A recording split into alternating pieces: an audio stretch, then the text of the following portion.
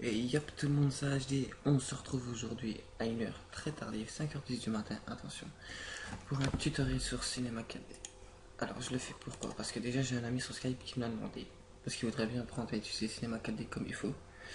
Et on va essayer de réaliser, en premier lieu, cette vidéo sera en deux vidéos en fait. Donc la première vidéo sera sur Cinema 4D, la seconde sera sur Photoshop. Donc on va réaliser ce logo-ci que j'ai fait pour ma bannière. Je ne saurais pas vous montrer l'image parce que malheureusement je l'ai plus sur mon PC, mais je crois que j'ai le petit logo. Voilà, on va faire un zoom et on va voir.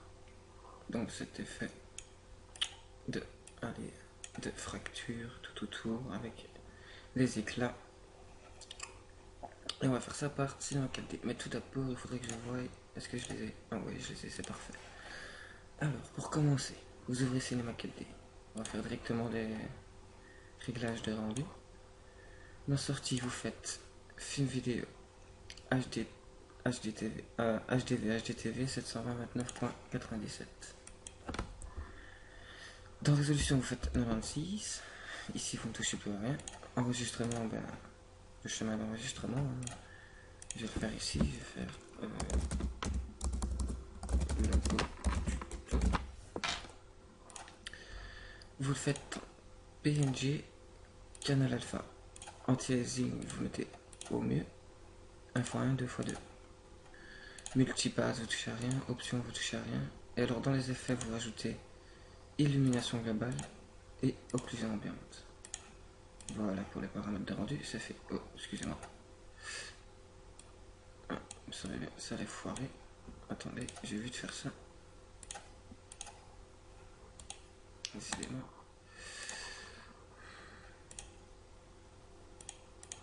Voilà. Ce sera tout de suite mieux. Donc, on en était où? Alors, donc, les paramètres sont faits. Vous commencez par fusionner votre logo. Pour faire un tracé logo, c'est pas compliqué. Moi, c'est parce que je l'ai créé de moi-même en fait. Mais par exemple, vous voulez un texte, je sais pas. Voilà, vous tapez un texte. Voilà. Je sais pas moi, tuto. On va quand même faire une police un peu plus grande. Voilà. Vous sélectionnez ici, je crois qu'ils sont maintenant Shift ou CTRL. Voilà, CTRL. Vous sélectionnez l'image en fait. Donc les lettres et après vous faites convertir image. Je ne sais plus où c'est. Enfin bref, on verra ça dans l'autre tuto s'il faut. Il n'y aura pas de souci. Donc vous fusionnez votre tracé qui se trouve ici. Voilà. Vous regardez combien de tracés vous avez. Non, 3. Vous prenez Extrusion Nurse. Vous faites CTRL-C, CTRL-V pour le dupliquer au nombre de tracés que vous avez. Donc, moi j'en ai 3. J'en fais 3. Ici vous pouvez le supprimer. Delete ou la flèche backspace. Vous sélectionnez les 3 en profondeur. Vous mettez à peu près... Non, j'ai mis 120 je crois. Il me semble que c'était un peu gros quand même. Non, c'est bien ça, c'est nickel. 120.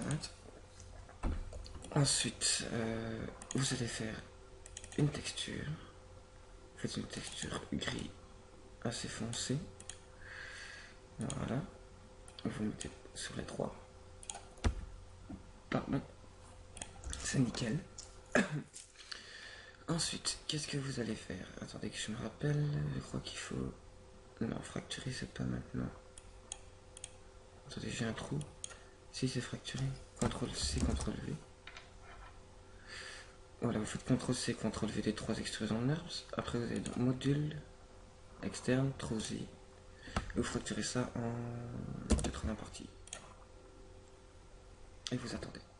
Ça ne doit pas prendre de temps. Ça dépend en fait généralement des lettres que vous avez. Excusez pour ma voix, mais je sais pas ce que j'ai. Je la perds. Je sais pas pourquoi. Donc vous voyez, ça prend pas beaucoup de temps. Maintenant, si vous avez 10 lettres que vous fracturez en 80 parties, ça fait quand même beaucoup quoi. En sachant que si par exemple vous avez un i avec un point au-dessus, le point est compris à part. Donc voilà, c'est nickel. Ensuite, vous sélectionnez vos trois fractures, vous allez dans le mot graphe, fracture, vous glissez les trois dans l'objet fracture. Ensuite, vous laissez appuyer clic gauche jusqu'à temps qu'un pinceau apparaisse, vous activez tout. Mot graphe, effecteur, effecteur randomisation. Voilà. Ici, on va le régler à peu près 30, non, un petit peu trop, ça me semble. 10. Voilà, un petit peu plus quand même. 15. Bof. Non, on va laisser à 10. Désolé, mais très important pour la suite. Vous glissez l'effecteur dans l'objet fracture. Voilà. Ensuite, tout comme ça, je crois qu'il ne fallait pas fracturer tout de suite. À moins que... Si. Les extrusions de NURBS ici, vous allez dans réseau d'atomes, dans le petit logo ici, vous appuyez sur la flèche. La flèche noire, voilà, vous avez ces clics, réseau d'atomes, vous avez trois extrusions de NURBS, vous faites 3 réseaux d'atomes. Vous le glissez dedans. Voilà. Et les 3 réseaux d'atomes, vous faites... voilà. 1, je veux dire. C'est peut-être un peu trop. Non, c'est nickel. Ah, c'est parfait. Que demande le peuple? La suite. Maintenant que ça c'est fait, mettez ça là. Vous allez dans objet fracture. Vous faites CTRL-C, CTRL-V. Le 3 là, vous le laissez. Ensuite, vous décochez les cases. Vous sélectionnez vos 3 réseaux d'atomes. Il me semble bien que j'avais fait une erreur. Non, attendez. On va faire. Vous faites CTRL-Z pour revenir en arrière. Pour les 3 réseaux d'atomes. Voilà. En fait, c'est pas ça qu'il faut faire. Vous devez dupliquer. Encore une fois, vos expressions d'arbres. Et là, vous devez la mettre dans le réseau d'atomes. Excusez-moi. Je mettais un réseau d'atomes. Donc vous faites les 3. Vous glissez vos 3 expressions d'arbres dessus.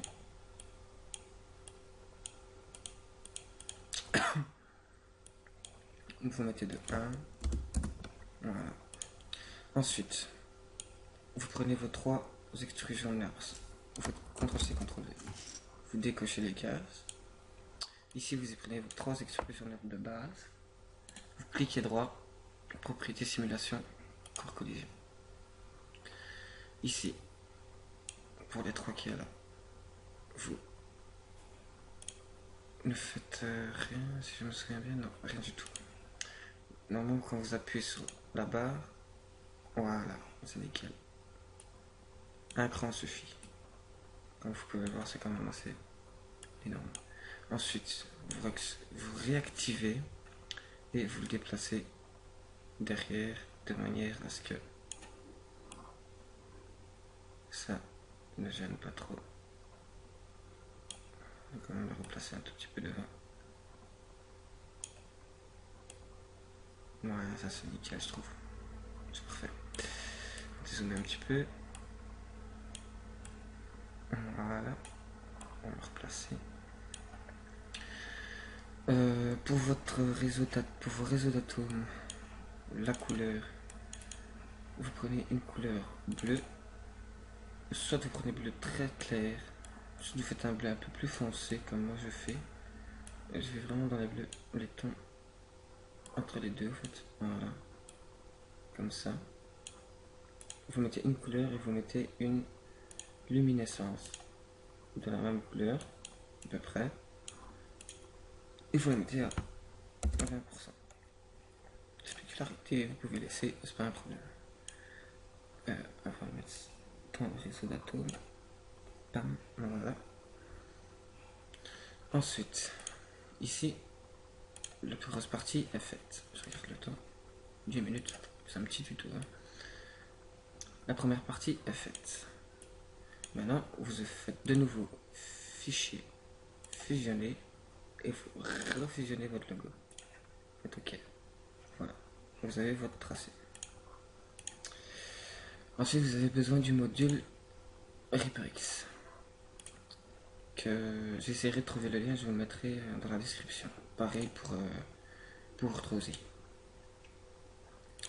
ReaperX, vous le prenez, vous le dupliquez pour le nombre de tracés que vous avez comme d'habitude. Faites pas attention, c'est normal si ça fait des grosses cordes. Voilà. Ensuite, pardon, vous sélectionnez votre ReaperX.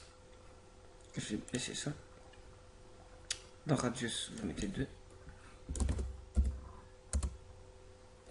Dans Strand, vous mettez 2 aussi. Ici, vous pouvez augmenter un peu. En fait, c'est pour resserrer les cordes entre elles. Ou bien les éloigner. Moi, j'aime bien les éloigner, comme ça fait vraiment... comme si c'était du n'importe quoi. Effectivement, c'est du n'importe quoi. Et dans colis... Ouais, en fait, si vous augmentez colis, ça resserre les cordes entre elles. Si vous le baissez, ça relâche. 10, c'est un peu... c'est pas assez.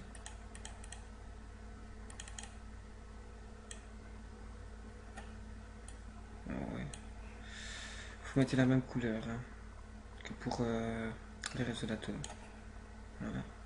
Et vous le placez de manière à ce que ça ne se voie quand même pas trop. Voilà. C'est plutôt parfait. Ensuite, pour la lettre c'est fait. Maintenant il vous faut un plan. Sur ce plan, vous allez faire un nouveau matériau qui va mettre une luminescence. Vous ne touchez pas rien. Vous mettez la luminescence. Vous le placez au-dessus.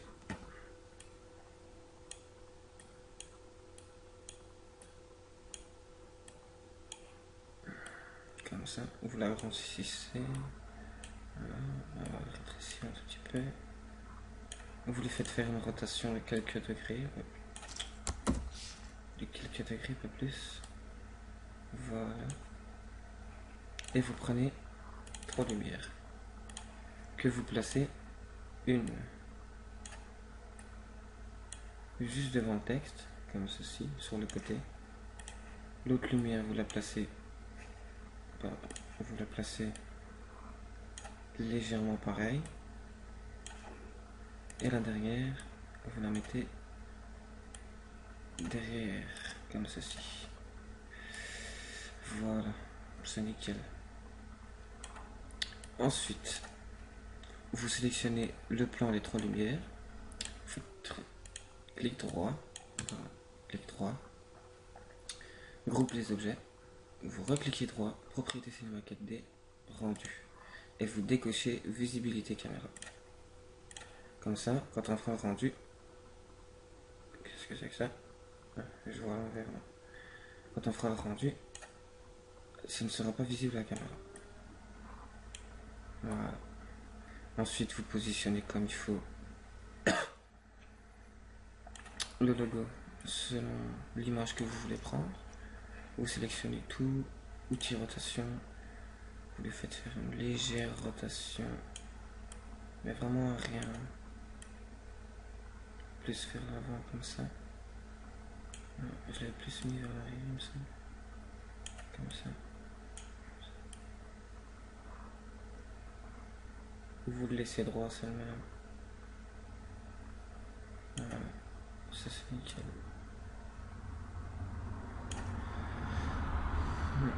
Je regarde. Ouais, c'est parfait. Et ensuite, vous n'avez plus qu'à faire le rendu. Voilà, c'est fait. C'était court, mais comme je sais que beaucoup de personnes se demandent comment on fait, j'ai préféré utile, ouais. Je parle bien français, moi. C'est surtout la fatigue qui vient là.